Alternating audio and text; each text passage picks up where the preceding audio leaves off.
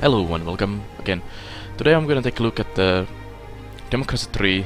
Just a small quick look at this nice simulator where you run a whole country to the ground usually. So let's get a new game going immediately and I'll show you a bit. Finland is actually not in the game, it's a mod I'm using as I'm Finland myself. And instead we're actually gonna take United Kingdoms, which is the country where the developer of the game actually comes from. So here you can see some statistics about the country. You can also play as France, Germany, United States, Canada and Australia as default countries. Plus there is a lot of countries in the Steam Workshop to choose from. Some of them are not updated for the new drones and clones and drones mod, but hopefully some of them will be updated soon. Like the Finland mod is not working with the mod currently, and I cannot show you this, which is kind of sad. Hopefully it gets fixed, and all the other ones as well. So you can go and pick your favorite country, and you ruin your home country or make a utopia out of it. Let's start with the United Kingdoms. So in UK, GDP is quite high, poverty is fairly low.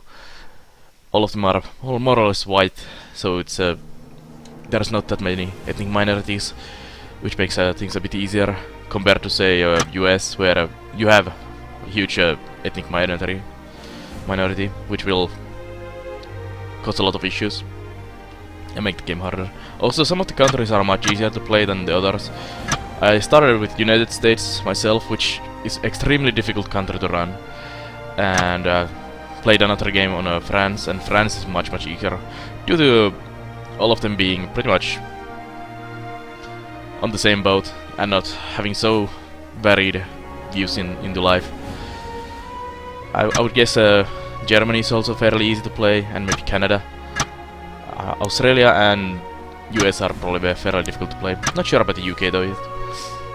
Obesity rate is pretty high, and it's probably something we need to deal with soon. So let's start this United Kingdom ruining. So this is your start options. You can choose your party name here, and you can also write your own party name here. So this will be just a quick look party, I guess, and will be against People's Movement. It doesn't really matter, or Justice Party. Superheroes against us. Then you can change the difficulty here. Innate socialism around a bit. How politically apathic your population is, so they don't care whatever the politicians do if it's high, and they're really active if it's low. And innate liberalism as well.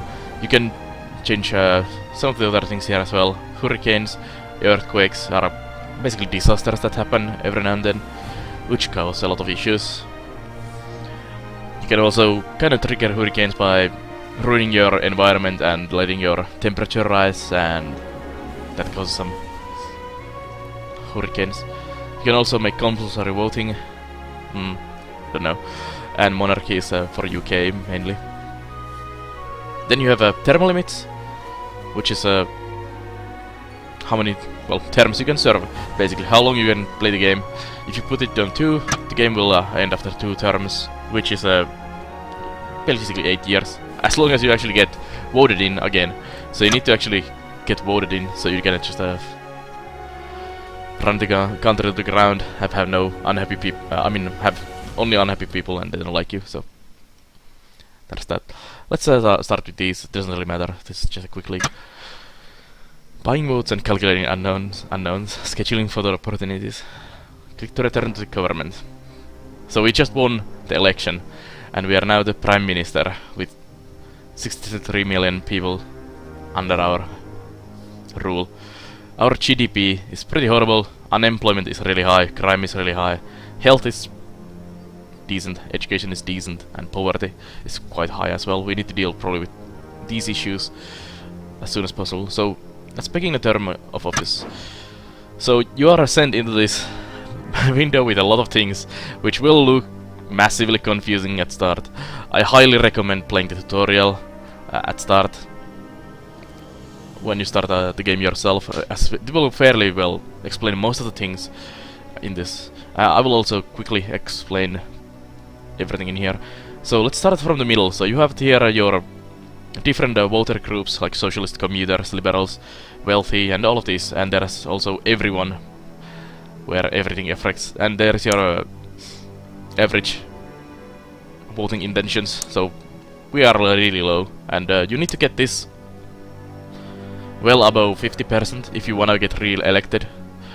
Just being in the 50% doesn't guarantee that you win, because there's always people who don't vote, which means it might still swing to the other side if your voters are the ones that do not vote and they are voting. But anyways, and let's start with the top bar here. So here is your political power or political capital, which is affected by your ministers. I'll show that in a moment. So this is how much power you have basically each turn. So this is kind of turn-based. You are in a no rush to decide things, so you can wander around and think about your decisions before committing to those. But this is the limit how much you can do per turn. And for example, if I click on here, I'll show this in a more detail. You have costs here to raise, lower, or cancel a policy. You also have new policies in here, which cost some political power to introduce. So these are the current policies, the white ones, like this one is bus lanes policy, and there's a lot of others one as well. And if we take a look at the, let's take a look, for example, police force here. Actually, police force is probably not a good one because we cannot cancel that. Let's look at the bus lanes. So this is a bus lane policy, and it's not very popular among my voters. Let's see, what are my major groups at the moment? Retired, environmentalists, motorists, and farmers mainly. And if I want to make these other groups happier, I need to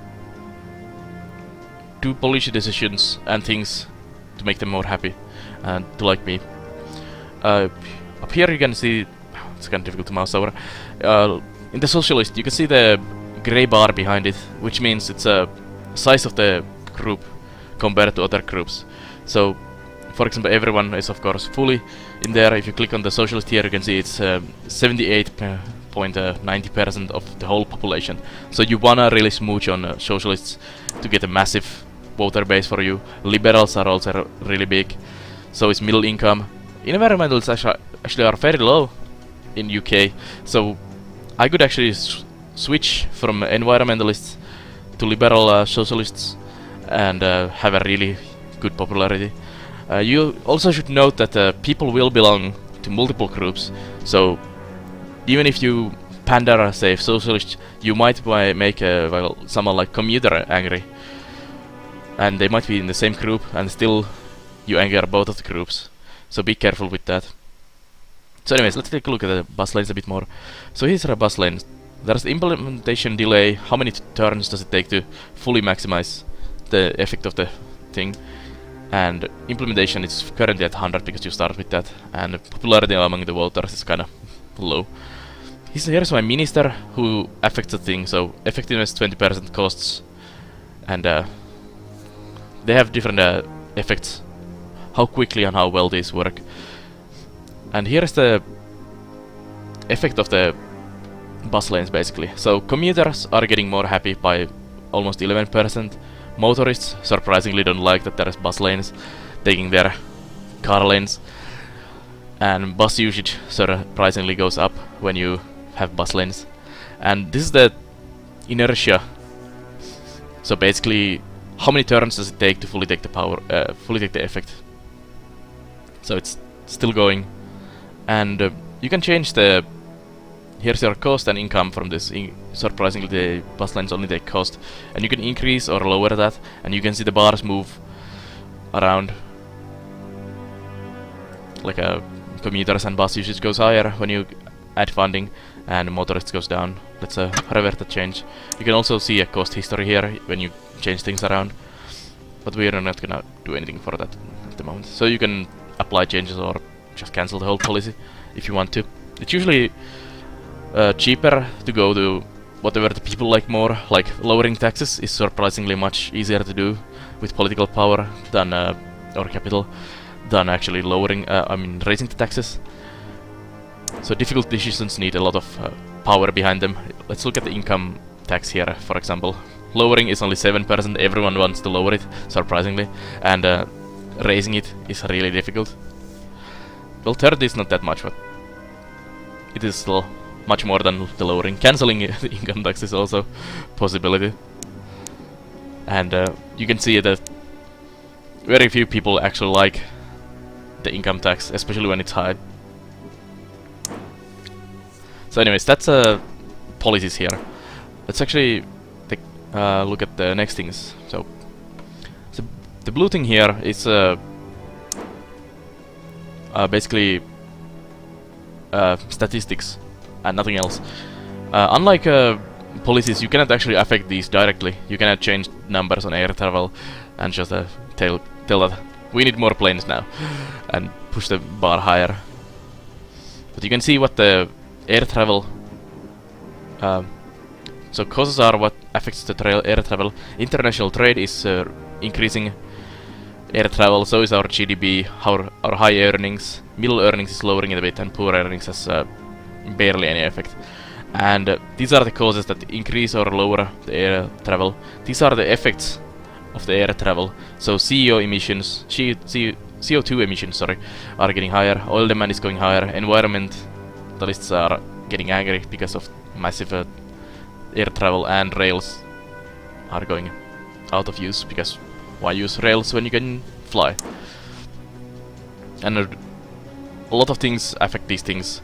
Like, look at GDP here. There's a lot of causes affecting GDP, and it has a lot of effects on everything as well. You can also mouse over these things to see a visual representation, what affects what things.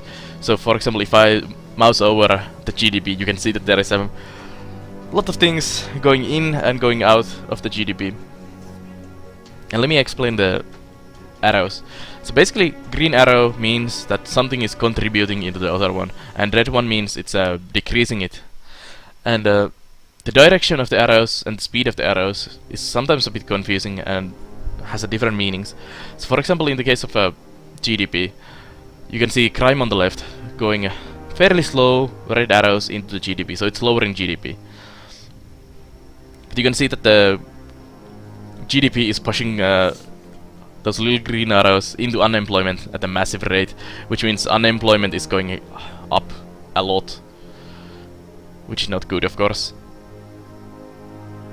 And you can see that the GDP is having an effect on rail usage, car usage, air travel, oil prices, and all kinds of things. It also affects your income quite a lot. So maximizing GDP is actually a really good thing in the game, but doing it is fairly difficult to do. Because there are so many things affecting. Basically everything almost affects GDP in some way, because these things are fairly interlinked through these bars, the lines. In some way, our crime seems to be high. There's vigilante mobs, alcohol abuse, street gangs, and organized crime in UK, so stuff is not good.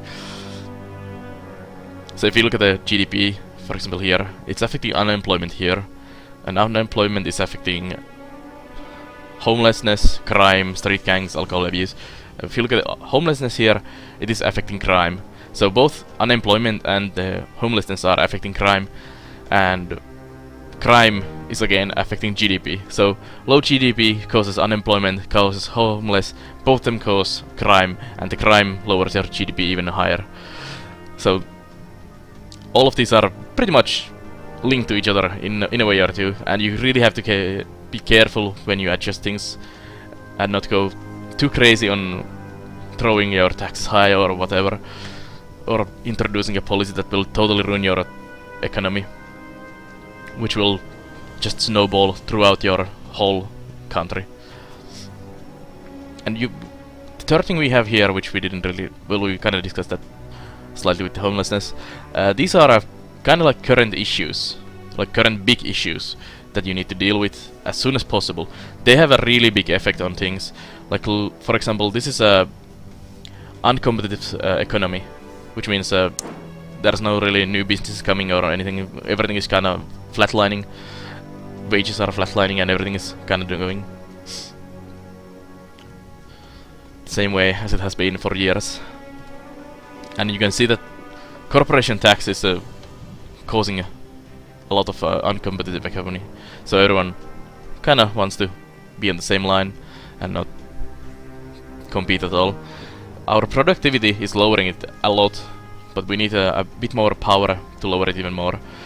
And in here you can see, like the statistics, you cannot directly affect these, so you need to fiddle around with the policies and other things to affect these. So, for example, I could get rid of the corporation tax, which would probably get rid of this. But of course, getting rid of the corporation tax probably means we lose a lot of money, and some voters will like the tax, and some people don't like the tax. So it goes in all ways. So you kind of want to decide where you want to focus your voter base and how to deal with the issues. But here, you see the red line is a start value or start trigger. So when this blue line, which is the current value, goes above the red line, this event can happen. You might not see the event, well, you don't see the event before it happens, but you might be like up here already and don't know that it's gonna happen. And the green line here, the stop trigger, is when this event actually has chance to go away. So if I get this blue line below this green line, it means the uncompetitive economy will go away, which will massively increase our GDP, which is good for the whole of the country. Basically, 11.53% is massive effect on economy, on GDP, and GDP is the key to everything. So we should try to get rid of that. We also have here technology backwater, so we need our technology is garbage. We need a lot of technology science funding, and our creationist versus evolution debate is also, it's actually benefiting this. So it's turning it towards a green line, but we have these massive things pushing it towards the red, and it's also causing issues on GDP. So with just this technology backwater and this, we are losing almost 22% of the GDP, which means we are getting a lot of unemployment and all those other issues. And unemployment causes homelessness, which causes crime. Our homelessness is massive, and it's losing us money as well. Poor is getting really high. Crime is going up, and all of these things. So unemployment is really pushing this, and poverty. So we need to deal with homelessness as well. And a way to deal with that would be raising the GDP, raising our employment, and people would have money to buy houses. We can also push unemployment benefits on that to fix that. So fixing GDP through these would fix the homelessness, which would affect the crimes as well. And we have a lot of these street gangs, vigilante mobs, alcohol abuse, ghettos, and we also have a bit of asthma epidemic, it seems, which is caused by bad environment. So as a UK, from this start, you would want to deal with your GDP issues and these productivity issues to fix the GDP, and throw a bit of say more police force maybe, or even introduce some new ideas or policies to deal with this even more. Like organized crime is kind of difficult to deal with. You can push money on the intelligence services to lower it. It also lowers crime, lowers the liberals as well, and increases patriots a bit. And liberals are pretty high voter group, so that's kind of difficult to deal with. Ghettos goes away when you deal with crime, pretty much. Crime is the massive pusher on that, I think, and also racial discrimination and all of those. So vigilante mobs is causing a lot of issues in the ghettos, and immigration is also pushing it. But the street gangs and the vigilante mobs are definitely the biggest issues. So pushing up our police force would probably fix this. Do we have CCTV cameras? We do actually have CCTV cameras. So we could actually push more money into CCTV cameras. It will make liberals even more angry, conservatives happy, but it will affect all of these crime issues by a lot. So we could raise this. It costs 9 political capital, and it will cost about 3.65 billion pounds a quarter. But it's only 0.3 billion increase from the previous value, so it's not that bad. So we apply those changes there. So now we have made our first decision, lost some capital in there, and now the police force is a bit higher, so it should start dealing with these street gangs and the vigilante mobs. And we should also push more into the police force as well to deal with those. We still have a pretty big surplus, so this is our income from the taxes and everything. We can actually see the income spread here. So income tax is the massive boosting, sales tax and all these other taxes are in there as well. The income is usually and always pretty much the highest. Here's our expenditure, where our money goes: state pensions, state health service, military spending, all of these things. And you can also see the charts here. So this is our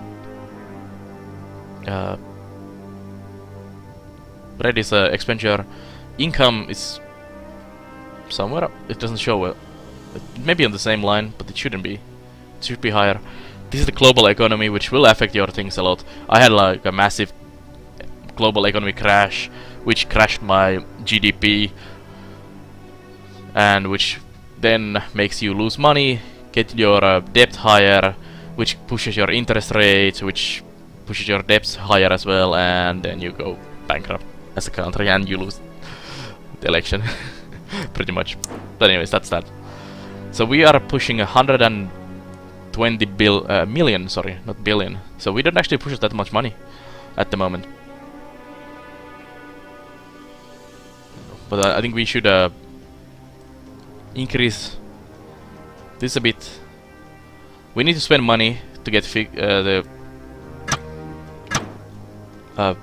crime under control, and we need to fix these things to get our GDP under control, which will increase our money intake, which will fix the surplus as well, and maybe even fix our debt. I almost yesterday, when I was playing the game, managed to make France debt-free. It was only 2 turns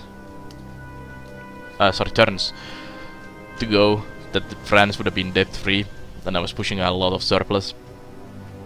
But my second term came to end, and I had to retire, because you can only do 2 terms as a France. Or you can change the settings as well, of course. Here is your actually turn counter. So each turn takes 3 months, and progress to the next election, which is 16 turns. So you can do 16 turns, doing decisions, trying to get your popularity up, and fixing your country. But anyways, let's take a look here. So here is intelligence briefing. So with the DLC, what's it called? Oh, well, anyways, the first DLC, I think. There's 3 DLCs at the moment for the game.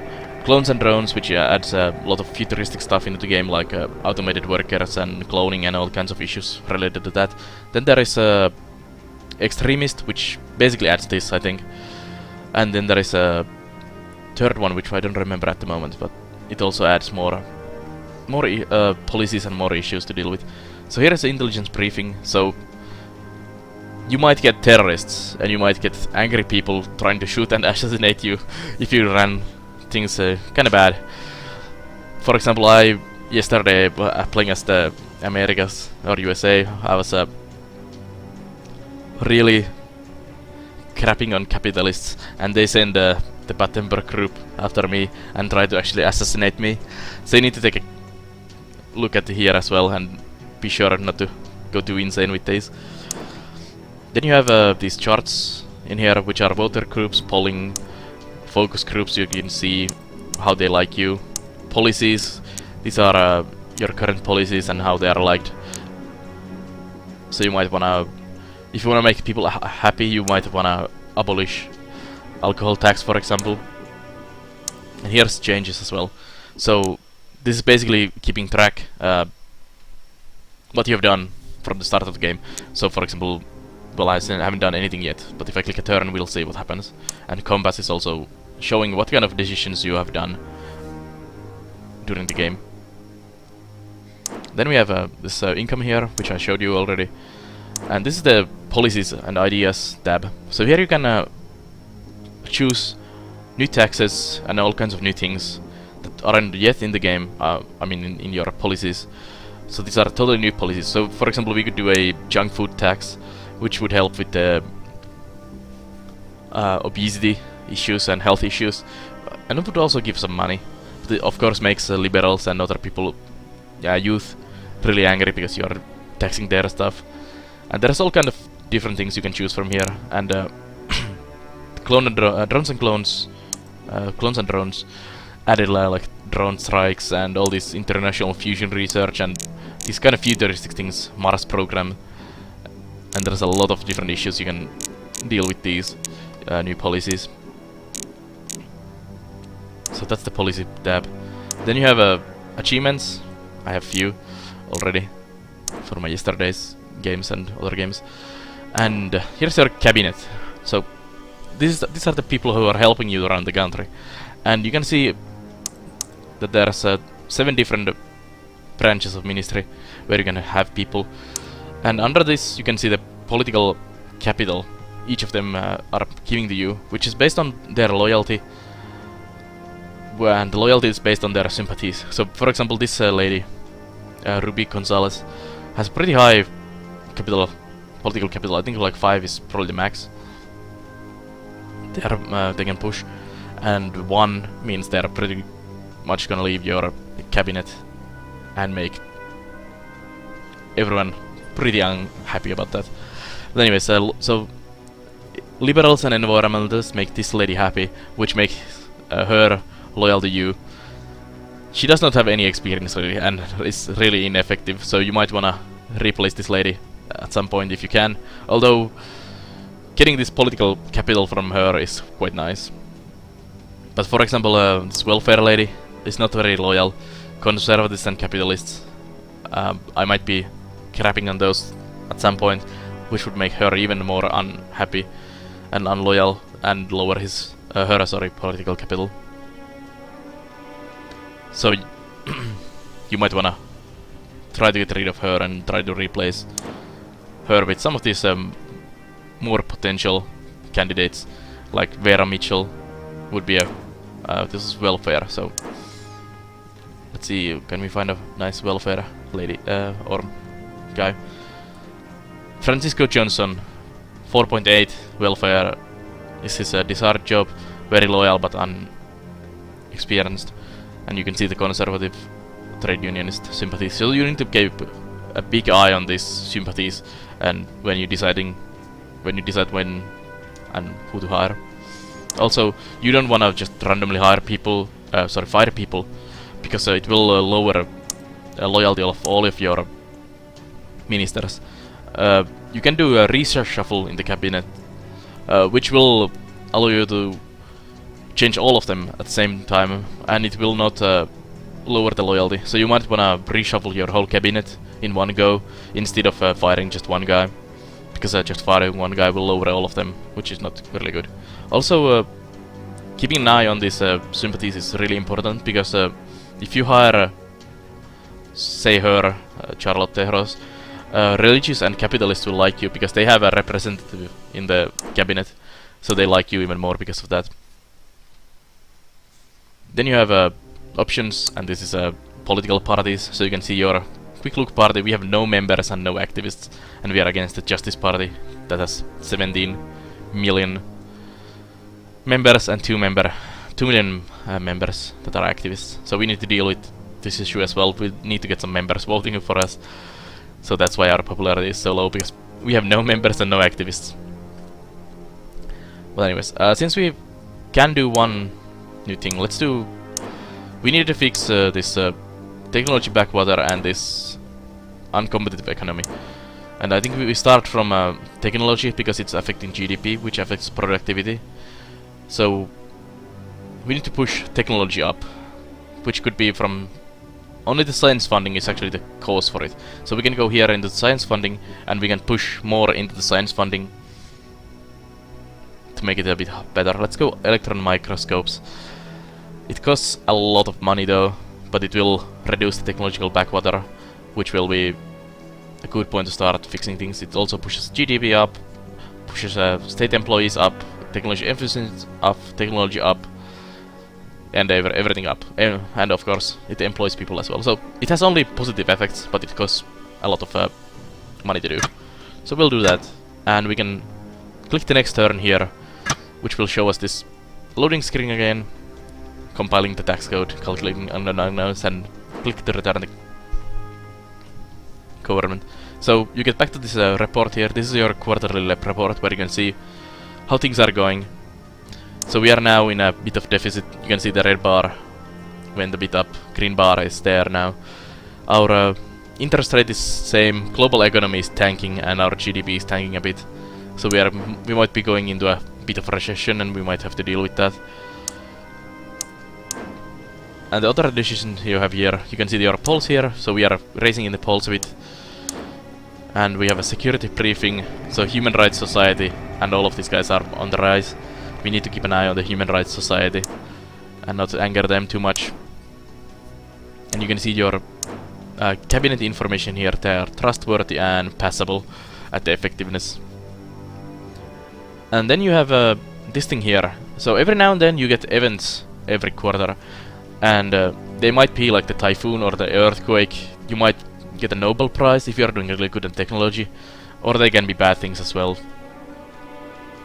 And there's a lot of different ones. And you also get different decisions. Like this one is a debt protection law. And you have a decision to make. Do you want to limit agency activity or allow agencies to operate? So basically some agencies are lending money to people who cannot pay them back, and basically it's just impossible for them to pay the money back, and they are just having massive rates that they need to repay back, and they just milk the money from poor people who can and don't know better. So you might want to limit this, which helps poor people, but also makes your GDP tank a bit, and also might make some capitalists a bit unhappy. On the other hand, you could just allow it, make poor people even more poor, and make your capitalists unhappy. I'm gonna limit this time because I don't like this thing happening, which was happening in real life too. It's probably still happening in real life in some places as well. But the government did step up, especially in Finland and some other countries, and just put a stop over this. So we'll select that. And we can also look at our GDP. It's lowering now a bit. So we need to do some more decisions to deal with this. Unemployment is going down a bit because I created some jobs with the funding. Crime is still at all-time high. And GDP needs to go higher as well. So that's basically the game. So you play turns like this and try to work towards a really good country. We are currently losing money a lot. And if you lose a lot of money, your debt goes higher, which means your credit rating will tank, which means your interest rates will go high, which means your income will go and expenditure will go in their ways, which means not good things in the future of UK or whatever country you are running. So I might have to introduce a new tax to get some money. And it could be something good, something not good. Public tax return. We could do actually the health tax, not the health tax, but the junk food tax. People don't like it, surprisingly, but it does create money, and it also is beneficial for health and poverty. And, well, it does lower poor earnings and youth a bit. So we'll introduce a fatty tax of 70%. I'm Scandinavian, we tax everything to the ground. So we'll run this country like that as well. So there we go. So let's see about these. So street gangs are going down thanks to the police efforts. Organized crime is not going anywhere because we didn't increase our funding on the other things. vigilante mobs are going down, and ghettos are giving, and alcohol abuse is also going down thanks to the police effort. So let's actually just click few turns and you can see this progress. I'm not gonna do many decisions in that. Also, this video is getting very long, so we need to stop soon. So our crime is going down, as you can see here. Our deficit is still high, and I think our GDP is tanking even more is this. So global economy is going down the drain. I actually had a global economy down all the way here yesterday when I was playing France. The French were doing good, but the global economy was doing bad for some reason. This is not too bad situation yet. I'll have to hope that this gets higher, and I need to fix my GDP and not rely too much on the foreign global economies. So let's take a look at here. So Street Gangs is going up again actually. And is the Vigilante going up as well? No, it's still going down. So we need more push in there, which could be introducing a more of these.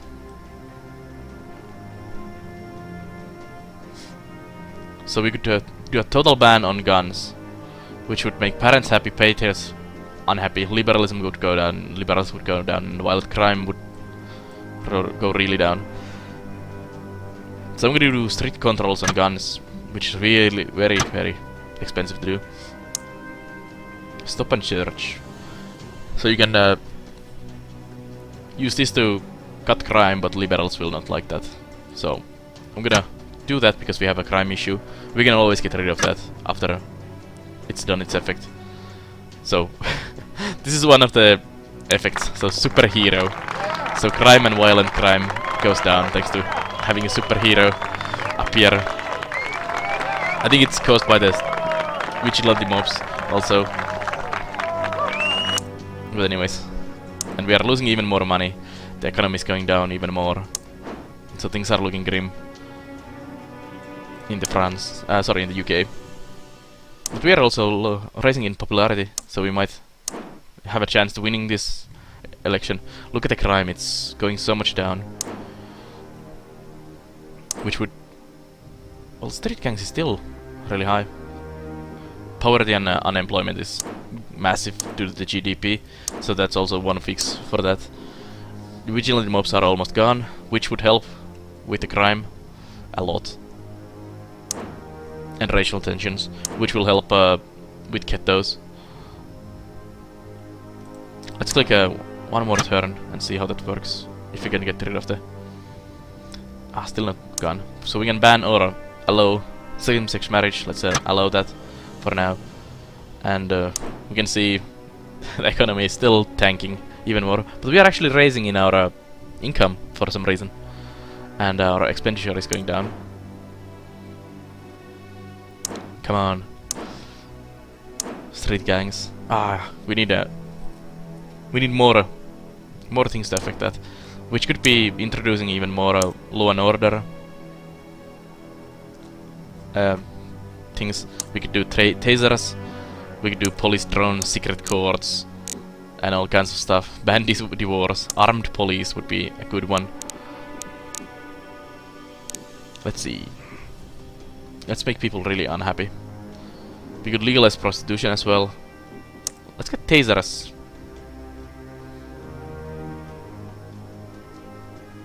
Or should we? Let's do something that really affects things badly. Let's get the police drones. Actually, I haven't tried this, so it makes liberals really unhappy, but it does have a massive effect on many things. So let's push about 5 billion in there. Apply changes, and let's see how that affects things. So our credit rating is now BBB, which is horrible, thanks to our massive depth at the moment. So I'm really running this country really badly at the moment, in a massive deficit. And you can see that the credit interest rate is going up, and our economy is going down even more, which is not good. We still didn't get rid of the angry groups as well, which is bad, and we are getting some more angry people. let's do one more turn. I think I'll stop after that. But anyways, this is pretty much the whole game. You should not just randomly decide things like I'm just yeah, click there, click there. You really need to take a look at this. This is really a grand scale simulation where you really have to know what you're doing. It's a really fun game though when you get running, but it requires a bit of learning to get into the game. So we had a miracle operation, reattached a hand to a man that was involved in a serious car accident. So this is one of the random events that makes some changes, so everyone is happy about me. And now the vigilante mobs actually ended, so that's gonna help a lot. Unemployment is going high, and one of our ministers is displeased with my policies and unloyal now, so she might leave the cabinet soon, so we might have to get rid of her. So now that the vigilante mobs is gone, it means there is no vigilante anymore, which is now on the positive side. So it means Kettos will go down a lot. All of these are in the green direction, which will push towards the stop trigger. And all of these effects will soon go away as well. So that's the game. It is a really nice game. I highly recommend getting it, especially during any sale. It's been on a really low price on the sales, and you should also check out the new Clones and Drones DLC, which adds a lot of fun stuff into the game. So thank you for watching again, and I'll see you guys on the next Quick Looks or on my Twitch.tv channel or somewhere else. So thanks a lot for watching. I'll see you guys.